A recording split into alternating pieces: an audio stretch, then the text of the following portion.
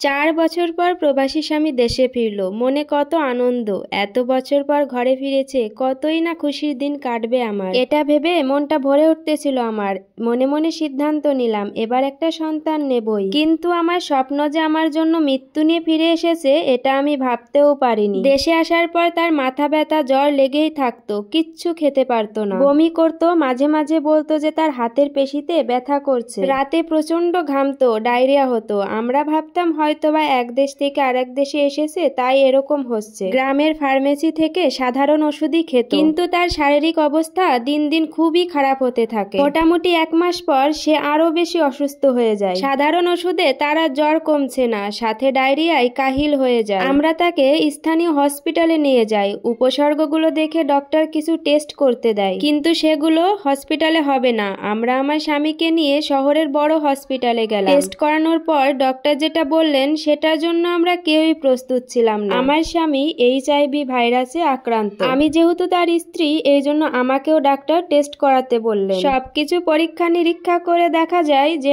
আমিও আক্রান্ত হয়েছি এইডস রোগে। আমার স্বামীর অবস্থা খারাপ হতে থাকে। এই রোগের তেমন কোনো চিকিৎসা না থাকায় আমাদেরকে কিছু ওষুধ দিয়ে বাড়ি পাঠিয়ে দেওয়া হয়। কাঁদতে কাঁদতে আমার অবস্থা খারাপ হতে থাকে। গ্রামের মানুষ যখন জানলো আমার স্বামী এইডস রোগে আক্রান্ত, তখন নানান কথা রটাতে থাকলো। আমাদের বাড়িতে লোকজন আসা বন্ধ হয়ে গেল। দোকানে গেলে দোকানি কিছু না দিয়েই ফেরত পাঠিয়ে দিত। আমাদেরকে একঘরে করে দেওয়া হয়। আমি একদিন আমার স্বামীকে জিজ্ঞাসা করলাম, তুমি তো এই রোগ বিদেশ থেকে নিয়ে এসেছো, কি করেছো আমাকে বলো। সে কাঁদতে কাঁদতে আমাকে বলল বিদেশ থাকায় মদের বারে যেত তার বন্ধুদের সাথে। সামান্য টাকায় মেয়েগুলো সকল চাহিদা মিটিয়ে দিত। বন্ধুদেরকে দেখে আমিও নিজেকে সামলাতে পারতাম না, তাই প্রায়ই যেতাম সেই মদের বারে। কিন্তু আমি বুঝতে পারিনি এটাই আমার জীবনের কাল হয়ে দাঁড়াবে। আমি চিৎকার করে কাঁদতে কাঁদতে বলি, তুমি নিজের চাহিদা মেটালে বাজারি মেয়েদের দিয়ে, আর সাথে করে নিয়ে আসলে মরণ ব্যাধি এইডস। আর আমি তোমাকে ভালোবেসে তোমার বাপ মার সেবাই করে গেলাম। কেন আমার জীবন এভাবে নষ্ট করলে?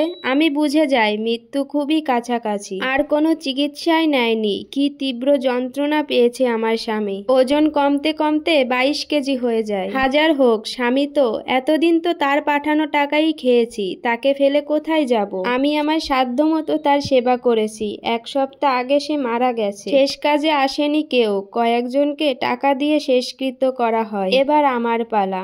আমার স্বামী যদি নিজেকে সামলাতে পারতো তাহলে আজকে আমাদের এই পরিণতি হতো না। এই জন্য প্রত্যেকটা প্রবাসী ভাইদেরকে বলছি, কোনো কিছু করার আগে একবার হলেও নিজের পরিবারের কথা ভাববে। এই স্টোরিটা এক আপুর জীবনের কাহিনী থেকে নেওয়া। তার নামটা অবশ্য গোপন রাখতে বলেছেন আপুটা, তাই আর নামটা প্রকাশ্যে আনলাম না। কথায় আছে না, একটা ভুল সারা জীবনের কান্না। ভাইয়াটা যদি নিজেকে সামলাতে পারতেন তাহলে আজকে আর তাদের এই দিনটা দেখতে হতো না। এই জন্য বলি কি, 5 মিনিটের সুখের জন্য সুন্দর জীবনটাকে মাঝপথে নষ্ট করার কোনো মানেই নেই।